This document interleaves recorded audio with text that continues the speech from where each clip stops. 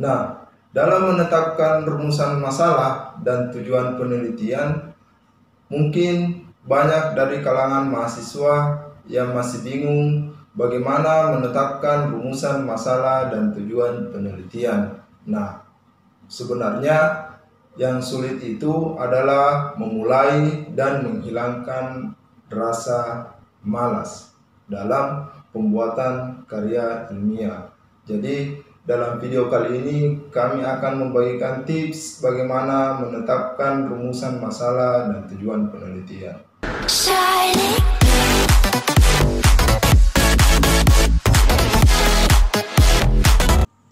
Bismillahirrahmanirrahim. Assalamualaikum warahmatullahi wabarakatuh. Kembali lagi di YouTube channel kami.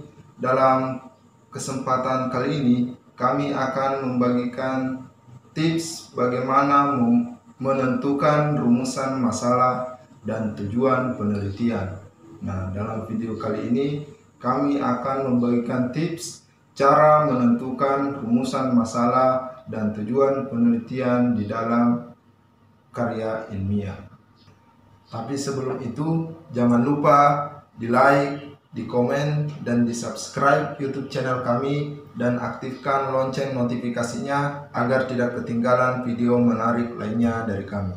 Nah, dalam menetapkan rumusan masalah dan tujuan penelitian, mungkin banyak dari kalangan mahasiswa yang masih bingung bagaimana menetapkan rumusan masalah dan tujuan penelitian. Nah, sebenarnya yang sulit itu adalah memulai dan menghilangkan rasa malas dalam pembuatan karya ilmiah. Jadi, dalam video kali ini kami akan membagikan tips bagaimana menetapkan rumusan masalah dan tujuan penelitian.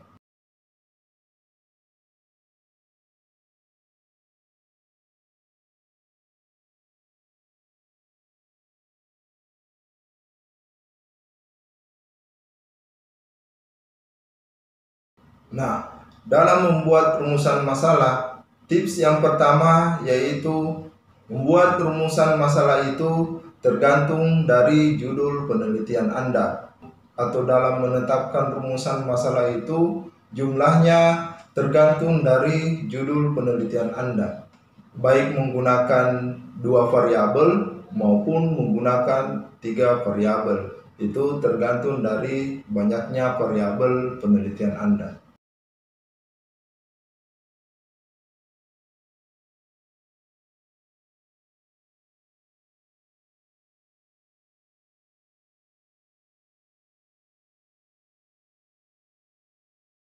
Tips yang kedua yaitu menggunakan kaidah bahasa Indonesia yang baik dan benar dalam menetapkan rumusan masalah, yaitu sesuai dengan kaidah bahasa Indonesia menggunakan SPOK atau yang disebut dengan subjek, predikat, objek, kemudian keterangan.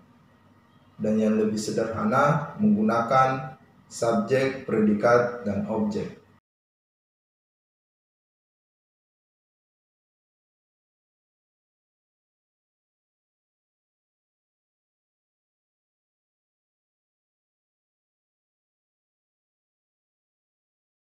Tips yang ketiga yaitu dalam menetapkan rumusan masalah harus ada tergambar adanya data yang menjadi jawaban dari rumusan masalah yang telah ditetapkan, yaitu menetapkan rumusan masalah yang betul-betul mampu didapatkan data untuk dianalisis.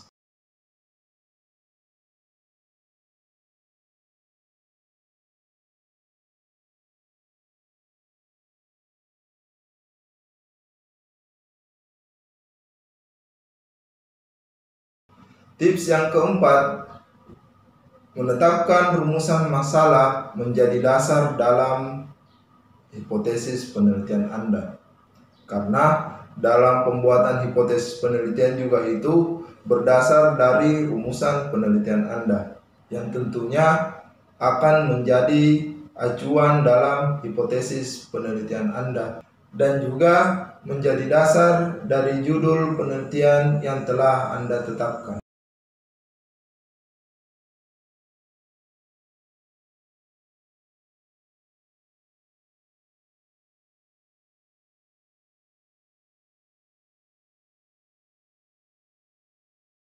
Nah, tips yang kelima yaitu rumusan masalah yang telah ditetapkan itu harus mampu mengcover inti dari penelitian yang akan dilakukan. Pada umumnya menggunakan kata tanya apakah, apa, bagaimana, dan mengapa.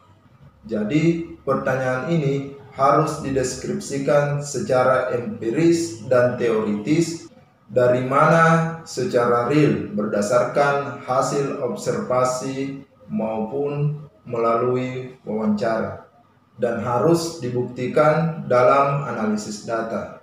Misalnya judul penelitian Anda membahas tentang 3 variabel: pendidikan, pelatihan, dan kinerja. Misalnya judulnya analisis atau pengaruh pendidikan dan pelatihan terhadap kinerja pegawai. Tentunya rumusan masalah dari ketiga judul ini yaitu bisa menggunakan kata tanya apakah atau bagaimana. Misalnya, apakah pendidikan dan pelatihan berpengaruh terhadap kinerja pegawai, atau bagaimana pendidikan dan pelatihan ini berpengaruh terhadap kinerja pegawai.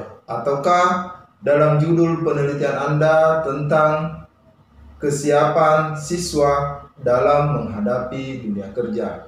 Nah, mungkin bisa menetapkan rumusan masalah yaitu bagaimana kesiapan siswa dalam menghadapi dunia kerja. Atau juga yang mungkin mengambil konsentrasi keuangan, yaitu menganalisis bagaimana kinerja keuangan pada perusahaan yang terdaftar di Bursa Efek Indonesia. Nah, mungkin judulnya seperti ini: analisis kinerja keuangan berdasarkan rasio bla bla bla. Nah, tentunya ada beberapa rasio yang dijadikan sebagai alat ukur dalam menetapkan hasil penelitian Anda, khususnya dalam bidang keuangan. Mungkin pertanyaannya, bagaimana kinerja keuangan perusahaan misalnya XYZ, ya tidak perlu disebutkan. Misalnya rumusan masalahnya di sini, bagaimana kinerja keuangan pada PT XYZ dengan menggunakan rasio keuangan, ya mungkin contoh bisa diambil rasio profitabilitas. Itu juga salah satu contoh dalam menetapkan rumusan masalah, yaitu sesuai dengan kaidah bahasa Indonesia menggunakan subjek, predikat, objek maupun keterangan, dan yang paling penting mampu dianalisis data yang kemungkinan menjadi hasil penelitian Anda.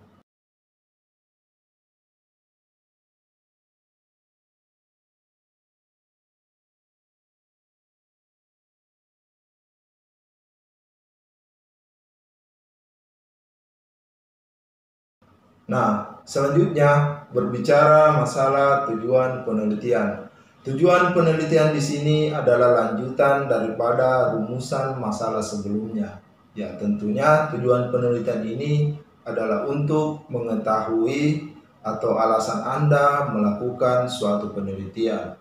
Yang tentunya tujuan penelitian ini adalah jawaban dari rumusan masalah yang telah Anda tetapkan. Nah, tips dalam membuat tujuan penelitian ini ada beberapa hal yang tidak diperbolehkan dalam penulisan tujuan penelitian. Yang pertama, terkadang beberapa mahasiswa atau peneliti sebelumnya membuat tujuan penelitian tidak sebanding dengan rumusan masalah sebelumnya, yaitu di rumusan masalah mungkin sebanyak 2 rumusan masalah, kemudian di tujuan penelitiannya 3. Nah, itu yang tidak diperbolehkan. Jadi harus sebanding antara jumlah rumusan masalah dengan tujuan penelitian. Yang kedua atau yang terakhir di sini dalam hal membuat tujuan penelitian yang tidak diperbolehkan, yaitu kadang beberapa mahasiswa atau peneliti lainnya membuat tujuan penelitian itu dalam bentuk kata tanya atau menambahkan kata tanya dalam tujuan penelitiannya. Misalnya untuk mengetahui apakah, ini yang tidak diperbolehkan, menambah kata tanya di dalam tujuan penelitian, padahal tujuan penelitian di sini bukan merupakan bentuk pertanyaan atau menambahkan kata bagaimana untuk mengetahui bagaimana. Itu juga yang tidak diperbolehkan. Baik, demikian tips dari kami. Semoga video yang kami buat ini bisa memberikan manfaat kepada Anda. Jangan lupa di like, di komen, dan di subscribe YouTube channel kami, dan aktifkan lonceng notifikasinya agar tidak ketinggalan video menarik lainnya dari kami. Wabillahi taufiq wal hidayah. Wassalamualaikum warahmatullahi wabarakatuh.